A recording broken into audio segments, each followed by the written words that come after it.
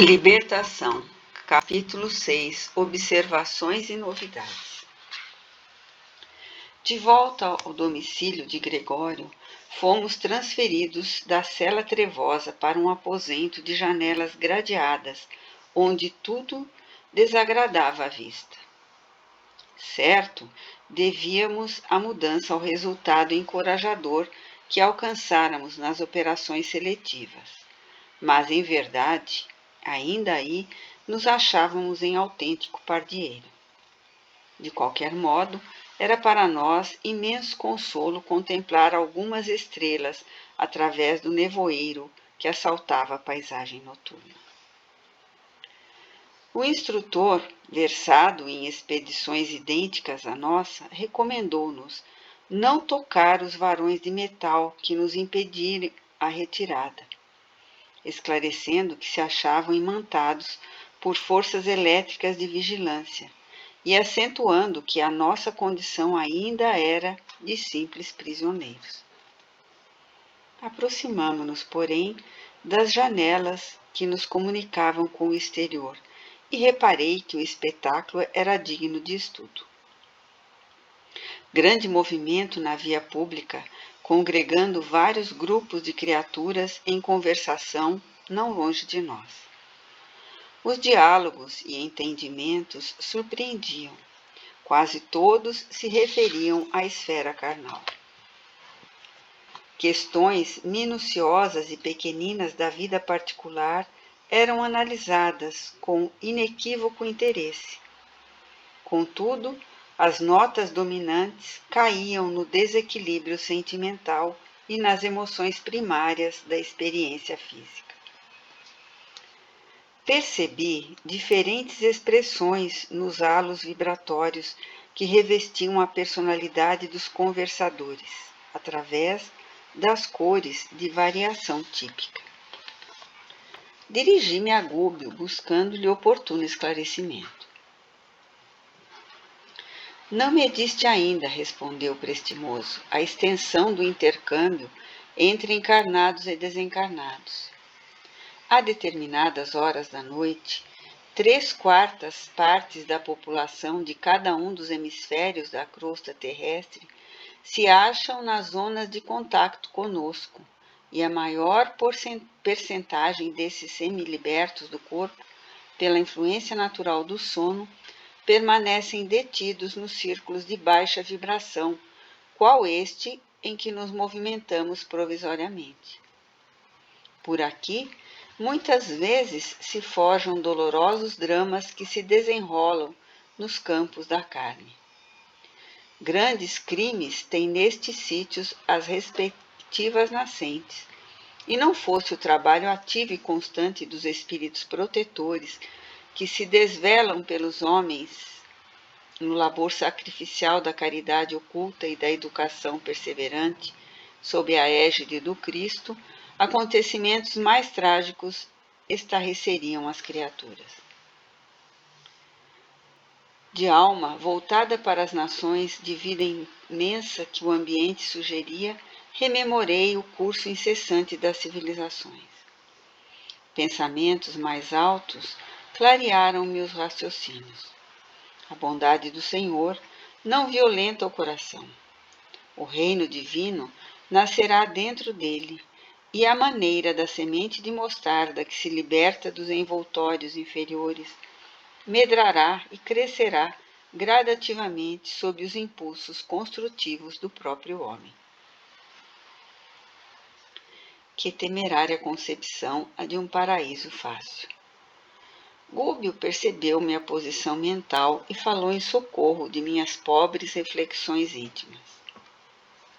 Sim, André, a coroa da sabedoria e do amor é conquistada por evolução, por esforço, por associação da criatura aos propósitos do Criador. A marcha da civilização é lenta e dolorosa. Formidandos atritos se fazem indispensáveis para que o espírito consiga desenvolver a luz que lhe é própria. O homem encarnado vive simultaneamente em 3 planos diversos. assim como ocorre à árvore que se radica no solo. Guarda ele raízes transitórias na vida física. Estende os galhos dos sentimentos e desejos nos círculos de matéria mais leve, quando o vegetal se alonga no ar, e é sustentado pelos princípios sutis da mente, tanto quanto a árvore é garantida pela própria seiva. Na árvore, temos raiz, copa e seiva por 3 processos diferentes de manutenção para a mesma vida. E no homem, vemos corpo denso de carne, organização perispirítica em tipo de matéria mais rarefeita e mente, representando 3 expressões distintas de base vital com vistas aos mesmos fins. Segundo observamos, o homem exige para sustentar-se no quadro revolucionário segurança relativa no campo biológico, alimento das emoções que lhe são próprias nas esferas de vida psíquica, que se afinam com ele, e base mental no mundo íntimo. A vida é patrimônio de todos, mas a direção pertence a cada um. A inteligência caída precipita-se despenhadeiro abaixo, encontrando sempre nos círculos inferiores, que elege por moradia, milhões de vidas inferiores, junto às quais é aproveitada pela sabedoria celestial para a maior glorificação da obra divina. Na economia do Senhor, coisa alguma se perde e todos os recursos são utilizados na química do infinito bem. Aqui mesmo, nesta cidade, tínhamos a princípio autêntico império de vidas primitivas que pouco a pouco se fez ocupado por extensas coletividades de almas vaidosas e cruéis. Entrincheiraram-se nestes sítios, guardando o louco propósito de hostilizar a bondade excelsa, e exercem funções úteis junto ao enorme agrupamento de criaturas ainda subhumanas, não obstante atenderem a serviço que para nós outros seria presentemente insuportável. Usam a violência em largas doses, todavia no curso dos anos a influenciação intelectual delas trará grandes benefícios aos oprimidos de agora, e estejamos convictos de que, apesar de blasonarem inteligência e poder, permanecerão nos postos que ocupam apenas enquanto perdurar o consentimento da divina direção. Atento ao princípio que determina, tenha cada assembleia o governo que merece. O instrutor confiou-se à pausa mais longa e concentrei minha atenção numa dupla feminina que conversava rente à grade. Certa mulher, já desencarnada, dizia para a companheira ainda presa à experiência física, parcialmente liberta nas asas do sono. Notamos que você ultimamente anda mais fraca, mais serviçal. Estará desencantada quanto aos compromissos assumidos? A interpelada explicou um tanto confundida. Acontece que João se filiou a um círculo de preces, o que, de alguma sorte, nos vem alterando a vida. A outra deu um salto à retaguarda ao modo de um animal surpreendido e gritou: Orações? Você está cega quanto ao perigo que isso significa? Quem reza cai na mansidão. É necessário espezinhá-lo, torturá-lo, feri-lo, a fim de que a revolta o mantenha em nosso círculo.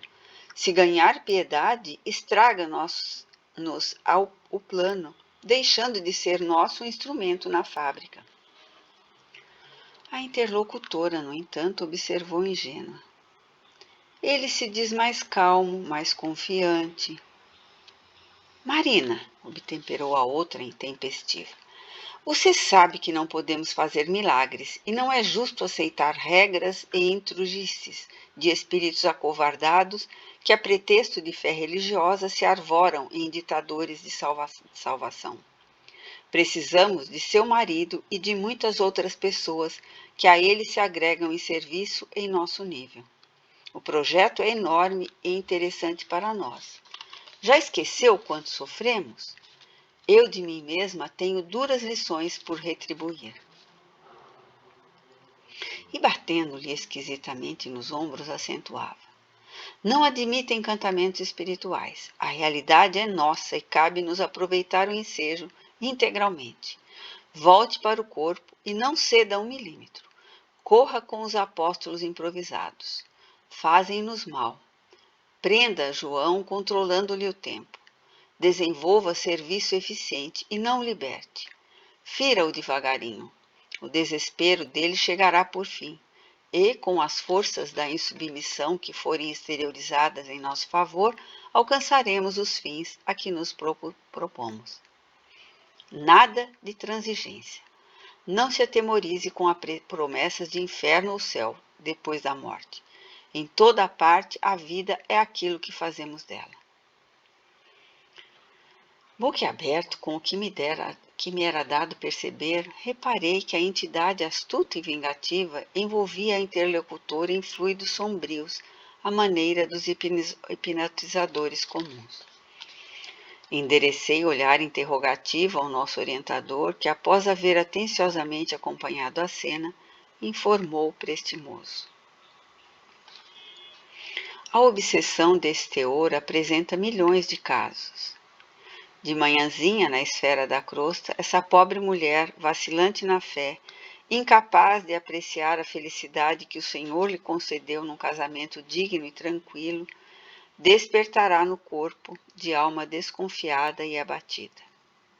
Oscilando entre o crer e o não crer, não saberá polarizar a mente na confiança com que deve enfrentar as dificuldades do caminho e aguardar as manifestações santificantes do alto, e em face da incerteza íntima em que lhe caracterizam as atitudes, demorar-se-á imantada a essa irmã ignorante e infeliz, que a persegue e subjuga para conseguir deplorável vingança. Converter-se-á, por isso, em objeto de acentuada aflição para o esposo, e suas conquistas incipientes periclitarão. E como se libertaria de semelhante inimiga? Perguntou Eloy, interessado. Mantendo-se num padrão de firmeza superior, com suficiente disposição para o bem. Com esse esforço nobre e contínuo, melhoraria intensivamente os seus princípios mentais, afeiçoando-os às fontes sublimes da vida, e ao invés de converter-se em material absorvente das irradiações enfermiças e depressivas, passaria a emitir raios transformadores e construtivos, em benefício de si mesma e das entidades que se lhe aproximam do caminho. Em todos os quadros do universo, somos satélites uns dos outros. Os mais fortes arrastam os mais fracos, entendendo-se, porém, que o mais frágil de hoje pode ser a potência mais alta de amanhã, conforme nosso aproveitamento individual. Expedimos raios magnéticos e recebemos-los ao mesmo tempo.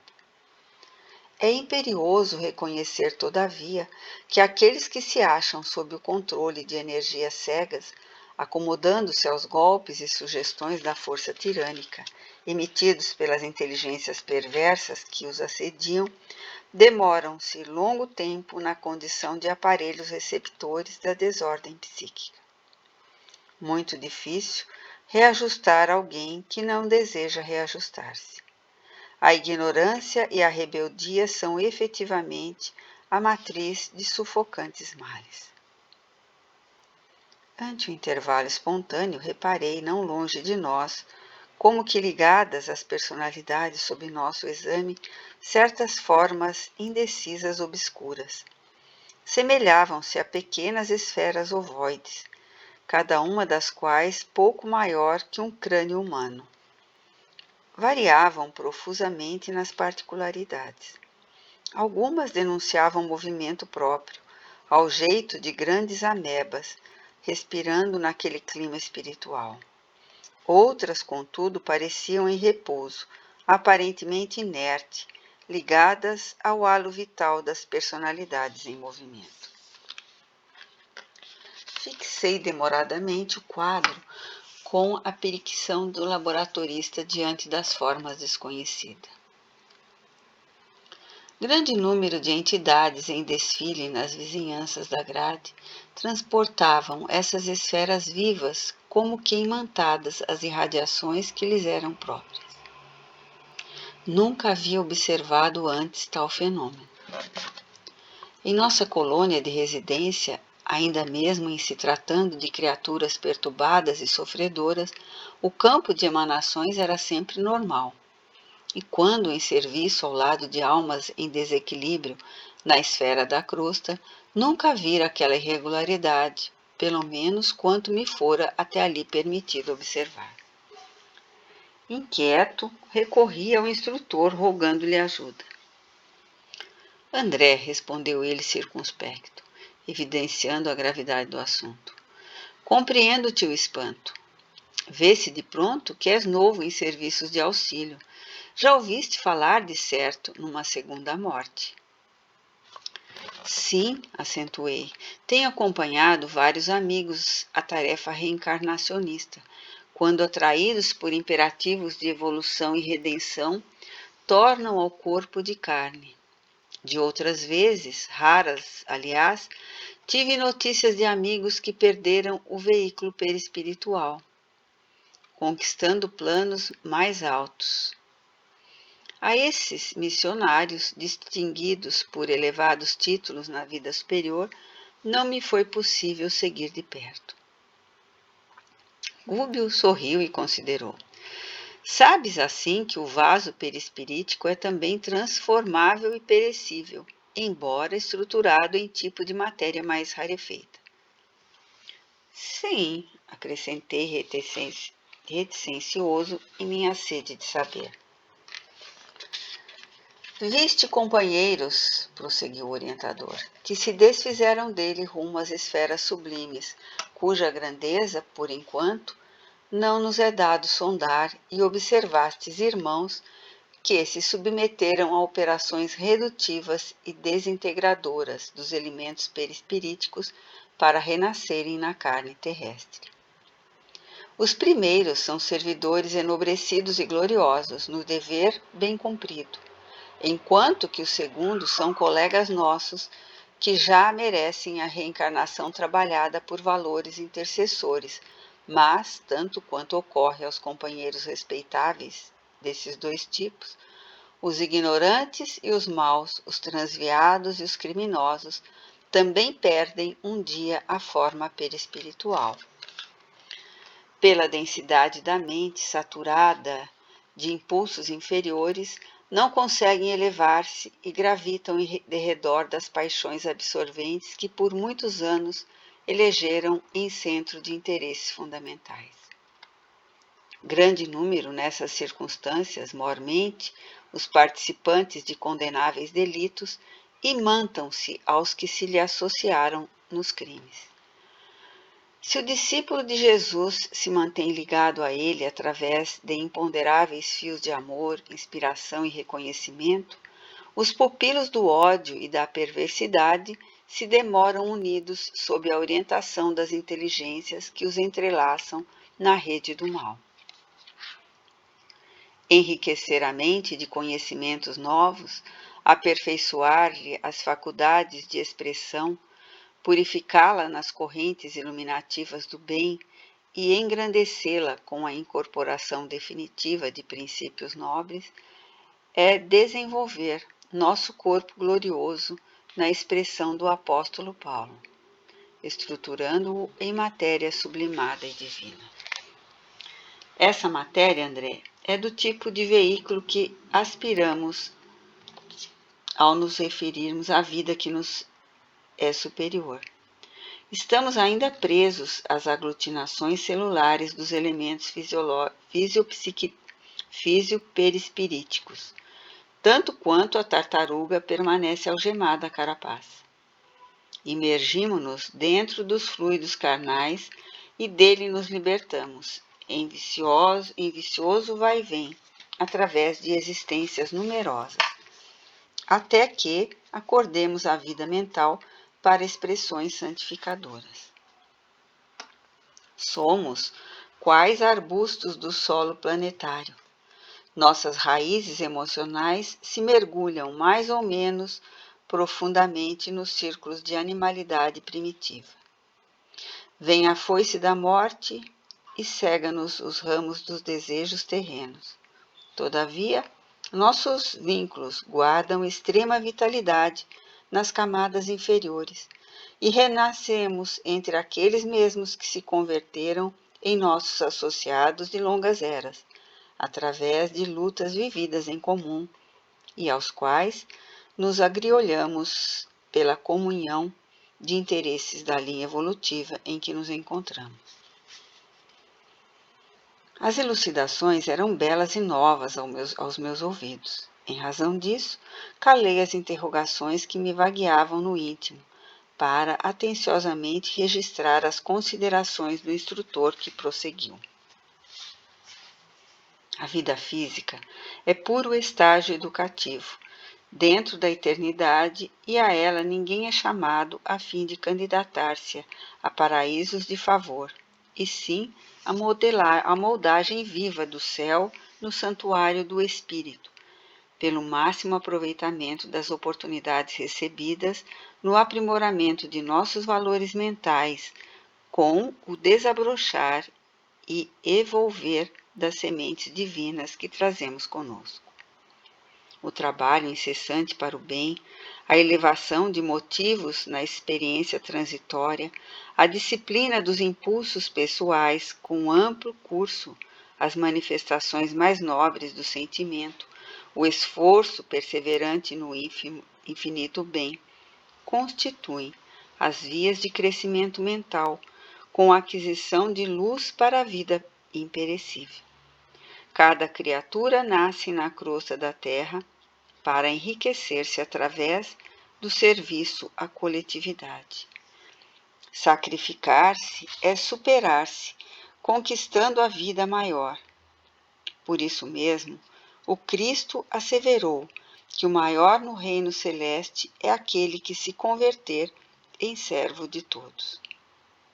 Um homem poderá ser temido e respeitado no planeta pelos títulos que adquiriu à convenção humana. Mas, se não progrediu no domínio das ideias, melhorando-se e aperfeiçoando-se, guarda consigo mente estreita e enfermiça.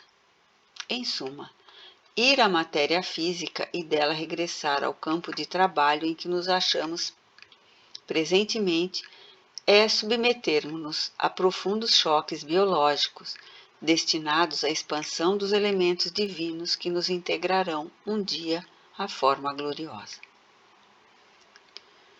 E porque me visse na atitude do aprendiz que interroga em silêncio, Gúbio asseverou. Para fazer-me mais claro, voltemos ao símbolo da árvore.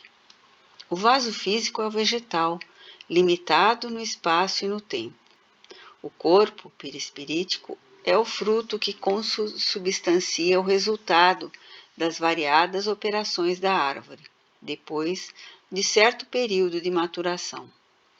E a matéria mental é a semente, que representa o substrato da árvore e do fruto, condensando-lhe as experiências. A criatura, para adquirir sabedoria e amor, renasce inúmeras vezes no campo fisiológico, à maneira da semente que regressa ao chão. E quantos se complicam deliberadamente, afastando-se do caminho reto, na direção de zonas irregulares em que recolhem experimentos doentios, atrasam, como é natural, a própria marcha, perdendo longo tempo para se afastarem do terreno reservadiço a que se relegaram, ligados a grupos infelizes e de companheiros que, em companhia deles, se extraviaram, através de graves compromissos com a leviandade ou com o desequilíbrio. Compreendeste agora? Apesar da gentileza do orientador, que fazia o possível por clarear o seu pensamento, ousei indagar. E se consultarmos esses esferoides vivos, ouvir-nos-ão? Possuem capacidade de sintonia? Gúbio atendeu solícito. Perfeitamente, compreendendo-se, porém, que a maioria das criaturas em semelhante posição, nos sítios inferiores quanto este, dormitam em estranhos pesadelos. Registram-nos os apelos, mas respondem-nos de modo vago, dentro da nova forma em que se segregam, incapazes que são, provisoriamente, de se exteriorizarem de maneira completa, sem os veículos mais densos que perderam, com o agravo de responsabilidade na inércia ou na prática do mal. Em verdade, agora se categorizam em conta de fetos ou amebas mentais, mobilizáveis, contudo, por entidades perversas ou rebeladas. O caminho de semelhantes companheiros é a reencarnação na crosta da terra ou em setores outros de vida congênere, qual ocorre a semente destinada à cova escura para trabalhos de produção, seleção e aprimoramento. Claro que os espíritos em evolução natural não assinalam fenômenos dolorosos em qualquer período de transição, como o que examinamos. A ovelha que prossegue firme na senda justa contará sempre com os benefícios decorrentes das diretrizes do pastor. No entanto, as que se desviam, fugindo a jornada razoável, pelo simples gosto de se entregarem à aventura, nem sempre encontrarão surpresas agradáveis ou construtivas. O orientador silenciou por momentos e perguntou em seguida: Entendeste a importância de uma existência terrestre? Sim, entendia por experiência própria o valor da vida corporal na crosta planetária. Contudo, ali, diante dos esferoides vivos, tristes mentes humanas sem apetrechos de manifestação, meu respeito ao veículo de carne cresceu de modo espantoso. Alcancei, então, com mais propriedade, o sublime conteúdo das palavras do Cristo. Andai enquanto tendes luz. O assunto era fascinante e tentei Gúbio a examiná-lo, mas, detidamente, todavia, o orientador, sem trair a cortesia que lhe era característica, recomendou-me esperasse o dia seguinte.